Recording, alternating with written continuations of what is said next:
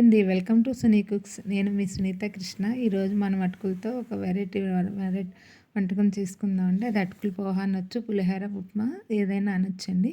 అది ఎలా ప్రిపేర్ చేసుకోవాలో ఇప్పుడు మీకు చూపిస్తాను. ఒక కళాయి పెట్టుకుని ఫస్ట్ మనం ఆయిల్ వేడి చేసుకుందాము.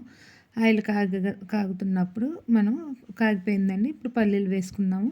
అవి బాగా క్రిస్పీగా అవ్వాలండి. పల్లీలు బాగా రోస్ట్ అవ్వాలి. ఎర్రగా వేపుకుందామండి. ఇవి మెయిన్, ఇవే అటుకుల పులిహోరలోకి టేస్ట్గా ఉంటాయి. ఇవి ఎగిపోతుంటే తీసి మనం ఒక ప్లేట్లో పెట్టేసుకుందామండి. ఎగిపోయినాయి ఆల్మోస్ట్. చూసారు కదా, కొంచెం ఎర్రగా అయినాయండి. ఇట్లానే అవ్వాలి. ఇప్పుడు ఇదే కళాయిలో మనం తాలింపు గింజలు వేసుకుందామండి. అన్నీ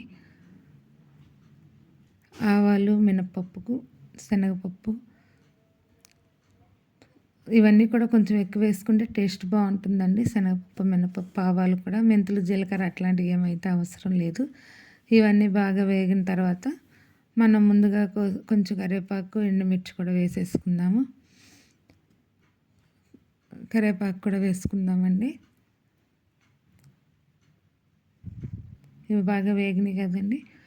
ఇవి బాగా రోస్ట్ అవుతున్నప్పుడు ఇందాక మనం ప్రిపేర్ చేసుకున్న ఉల్లిపాయ, పచ్చిమిర్చి కూడా ఇందులో వేసేసుకుందాం. చీలికలాగా కోసుకోవాలండి. ఉల్లిపాయ, పచ్చిమిరపకాయలు కూడా బాగా రోస్ట్గా అవ్వాలి.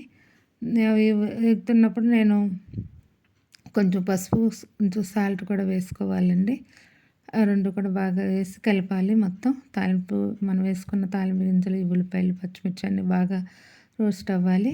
ఇవి అవుతున్నప్పుడు నేను ఆల్రెడీ అటుకులు 2 టైమ్స్ కడిగేసి మొత్తం వాటర్ వంచేసి ఇప్పుడు పక్కన పెట్టుకున్నానండి. అసలు వాటర్ ఉండకూడదు, కడిగేసి పెట్టుకుంటే సరిపోతుంది 2 టైమ్స్. ఆ వాటర్ కడిగేసినాక అవి ఆరిపోయి ఉంటాయి, చక్కగా పొడి పొడిగా ఉంటాయండి. అలా వాటర్తో పెట్టామని ముద్దగా చూసారు కదండి ఎంత పొడి పొడిగా ఉన్నాయో. ఇట్లానే ఉండాలి పులిహోర చేసుకున్నాం. మనం వీటికి గట్టి అటుకులు వాడుకోవాలండి. మనకు పలసటి, గట్టి 2 రకాలు ఉంటాయి కదా. ఇట్లాంటి పులిహోర ఐటమ్స్ ఏది చేసుకోవాలన్నా గట్టి అటుకులే వాడుకోవాలి. మొత్తం అటుకులు కూడా వేసినాక బాగా మొత్తం కలుపుకోవాలండి. మొత్తం ఆయిల్ అంతా దానికి అంటుకునేటట్టు. ఇందులో కొంచెం మనం నెయ్యి వేసుకుందాం. ఒక చిన్న స్పూన్ అండి, ఎక్కువ కాదు, టేస్ట్ కోసం. అది వేసుకుంటే మీ ఇష్టం అండి. కంపల్సరీ అయితే కాదు, నేను టేస్ట్ బాగుంటుందని వేసుకుంటున్నాను. ఇందాక మనం వేపి పక్కన పెట్టుకున్నాం కదా, ఆ పల్లీలు కూడా వేసేసుకున్నానండి. ఇప్పుడు దీన్ని మాకు గిన్నెలో సర్వ్ చేసుకున్నాక కొంచెం చల్లారినాక లైమ్ జ్యూస్ వేసుకోవాలి. అది కూడా వేసుకుంటే అసలు వేసుకుంటేనే టేస్ట్ బాగుంటుందండి. ఇది మనం ఇప్పుడు ఒక గిన్నెలోకి తీసేసుకుందాము. తీసుకుని కొత్తిమీరతో సర్వ్ చేద్దామండి. చూసారు కదా, రుచికరమైన అటుకుల పులిహోర రెడీ అయిపోయింది. నా రెసిపీ కనుక మీకు నచ్చినట్లయితే లైక్ చేసి, షేర్ చేసి, సబ్స్క్రైబ్ చేయండి.